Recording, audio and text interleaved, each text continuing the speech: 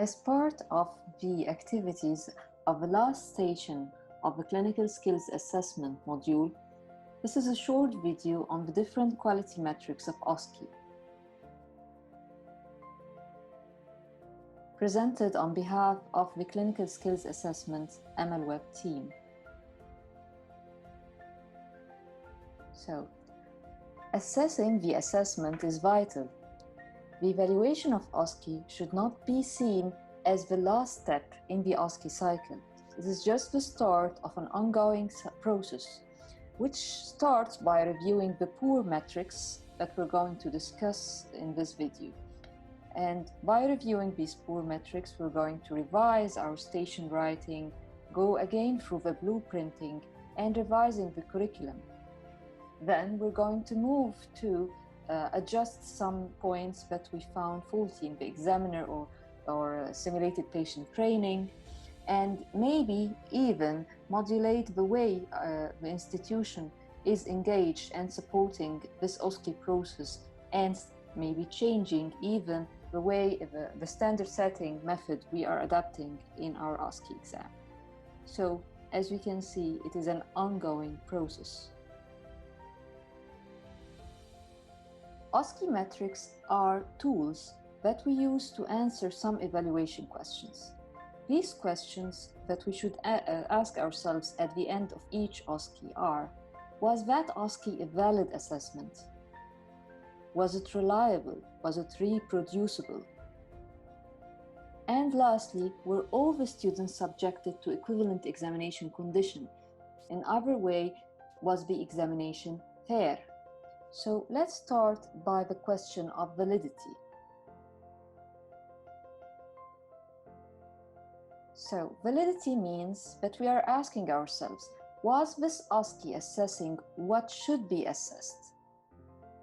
Content validity means that we should have a sufficient number of stations, a variety of stations that cover all our curricular goals and objectives. As we can see here, sometimes the learning outcomes here, they are not assessed at all. Or they might be assessed, but with a few samples, which we, as we're going to see, will affect also the reliability of the test. Sometimes the samples are sufficient, but not all domains are systemically sampled. In the last example here, all the domains are represented, all are represented sufficiently and systematically.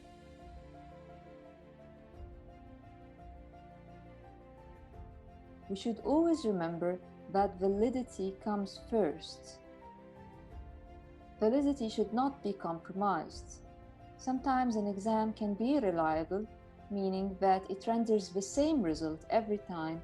However, it's not assessing what should be assessed.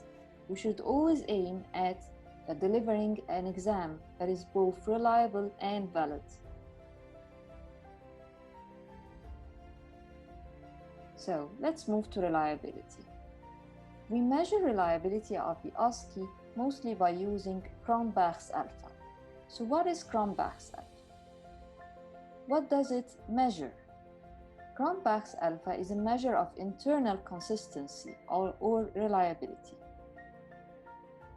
which means that the better student should do relatively well across each station checklist.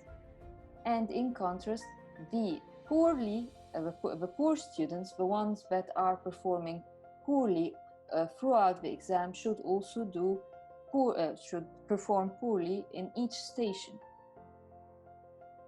So how can we measure Cronbach's alpha? It is simply a correlation between the total score of each student in the exam and the individual station score. It can be measured by using the following formula. It's equal to the number of stations divided by number of stations minus 1 times 1 minus sum of individual station score variance divided by variance of total score of exam. So how do we exactly get these numbers? In the upcoming slide, I'm going to show you a video where Cronbach's alpha is being calculated from real exam. So here we have 4 stations, and then these stations were delivered to 10 students, and then we can see the score of the students in each station, and in the last column we can see the total of these scores. So in order to calculate the alpha, first we need to calculate the number of the stations. Here we have only 4 stations. In longer exam, we can use the count formula in Excel. Then we're going to calculate the variance of these scores using the Excel function var.p, and then we're going to include all these numbers, and then we're going to drag this formula so that we calculate the variance of the score of each individual stations. So what we need to calculate here is the sum of the individual station score variance. So simply we're going to use the sum formula. Here we're going to sum all these results here.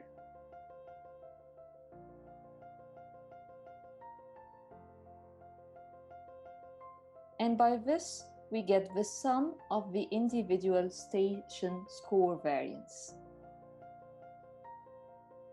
The last step would be to calculate the variance of the total score of the exam. Here we have the total score of the exam already calculated by using the sum formula, and then we're going to calculate the variance here. So again, we're going to use the same formula, var.p,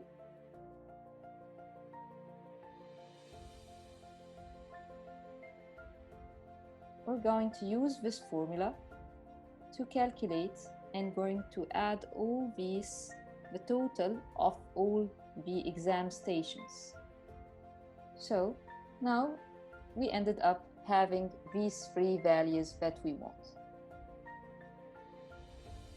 So let's apply that to the formula. This is again the formula to calculate Cronbach's alpha. We have the number of the stations, we have the sum of the individual station score variance, and we have the variance of the total score of the exam.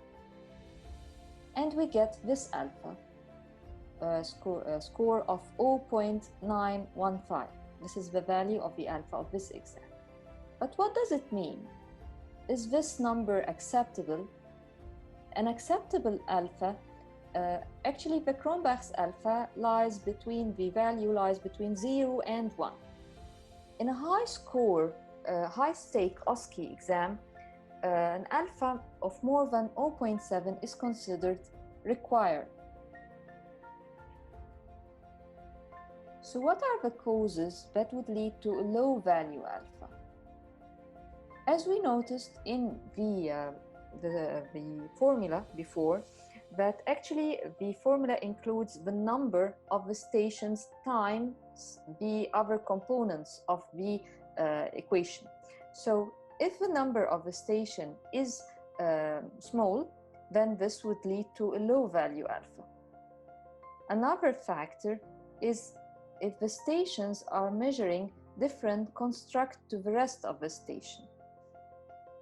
Like for example, in cardiovascular exam, we have station for history, one for ECG, and one for auscultation. And then there is one that concerns some sort of neurological examination. So this is the outlier here. And this station does not contribute to the internal consistency of the exam.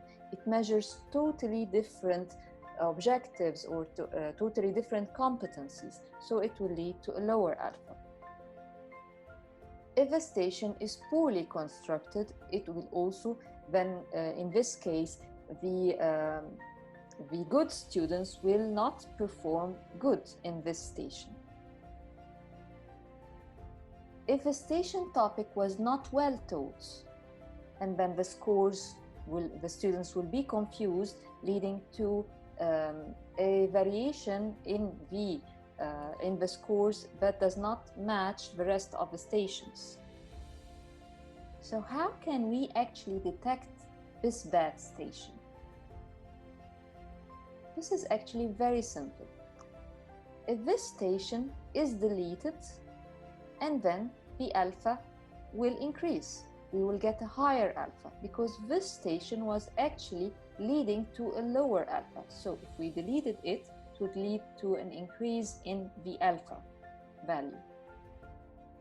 It means that the station is poorly contributing to the reliability of the exam. So let's apply this. This is our exam here, and we're going to delete station 2.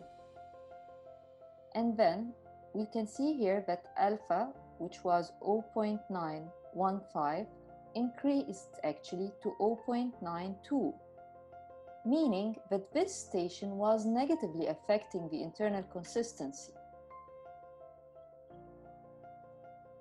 So let's move to another station. If we deleted station number 3 here, then actually alpha will decrease to 0.754. This means that this station actually was contributing to the internal consistency. Once we deleted it, the alpha decreased. So can we sometimes get a very high alpha? Yes, this is possible, and it's not always a good sign, because sometimes it is a sign of redundancy in assessments, like in the same example we have given before, that's about the cardiovascular exam. If we have multiple stations measuring the same competencies, then we will have a high internal consistency, however, it denotes redundancy. So how can we use this alpha to improve our assessments?